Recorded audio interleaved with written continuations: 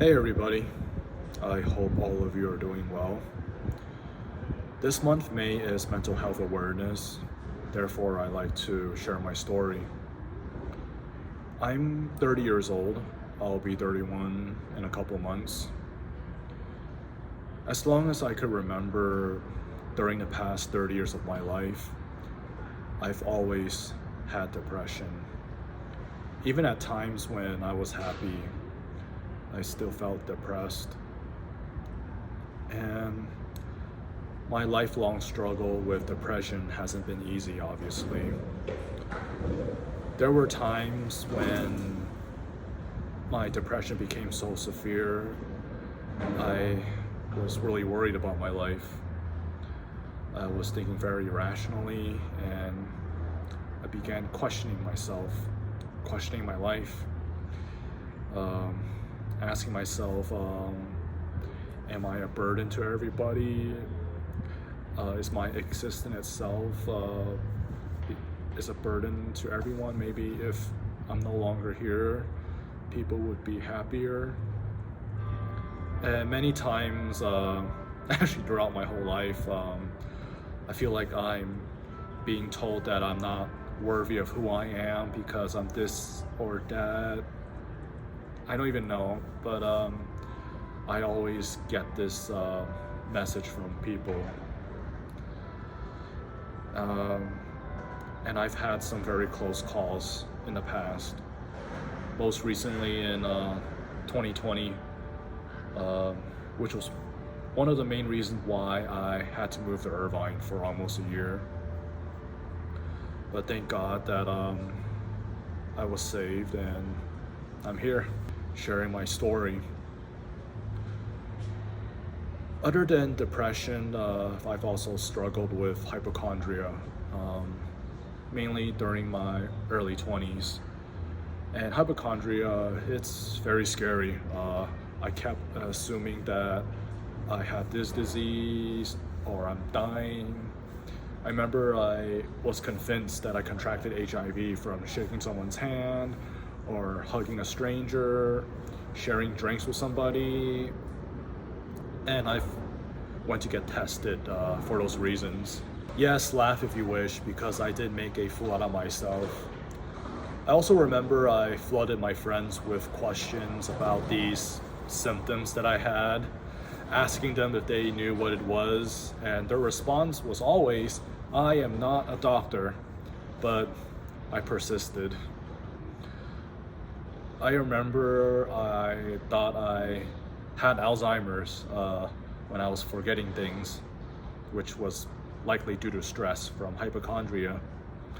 Yes, I thought I had Alzheimer's at age 21. 2012, that's when hypochondria was really bad. I remember I went to the doctors at least 20 times, telling them about these symptoms that I had, and even though they ran multiple blood tests, when it said that I was fine, I was still not convinced it's that bad. Fortunately, after a few years, slowly hypochondria went away. I honestly don't really know how I got rid of it, but I do remember I began taking Chinese herbs to help me calm down. Yeah, it was that. It made me calm down, and just slowly and slowly, hypochondria naturally went away. Am I cured from hypochondria? I wouldn't say I am. It's more like I'm in control.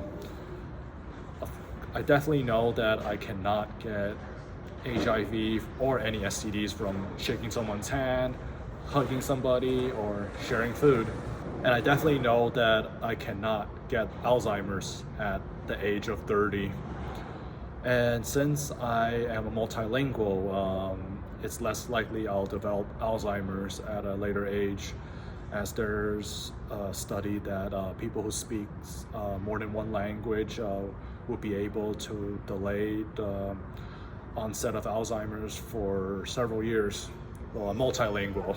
But going back to depression, which is the main concern of my mental health, I would say 2022 has been a very difficult year for me so far. And actually, these past couple weeks have been extremely difficult. And as of today, May 2nd, 2022, I do find myself in a very vulnerable position. I'm just worried that I might have thoughts about not wanting to live anymore. I'm trying not to think too much, but I just hope that I'll live a long life. In the past, I thought that I would not live past 30 years old, but I made it. Again, with how I am very sensitive towards things, I don't know. I just hope that I'll live a long life. Recently, to briefly explain, I'm mainly depressed over broken relationships, concerns about the future, and I guess trusting people. I'm also at the moment where I feel like there's no one who I could talk to, or someone who could understand me, or there's anyone who could just give me a hug and tell me that everything's going to be okay. It's just very hard recently. And I am relying on God to give me strength to continue to endure all this difficult moments and to get me out of this vulnerable position. And lastly, I will say that I'm very disappointed that I hated myself to the level where I felt I'm not worthy of being alive, and the only solution was to end my life so others would be happier. And as May is Mental Health Awareness, I just want to share my story and to let people know that they're not alone. I guess the only advice that I can give to others is be kind to everybody, because you don't know what's on their minds.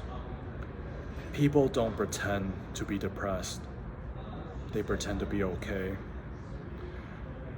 And during the past 30 years of my life, I have been pretending to be okay. And I think I'm really good at it, since not many people could tell that I suffer from depression.